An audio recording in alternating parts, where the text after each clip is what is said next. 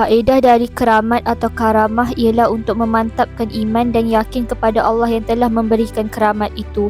Kerana itu pada umumnya keramat itu diberikan Allah kepada wali-walinya pada tingkat bawahan.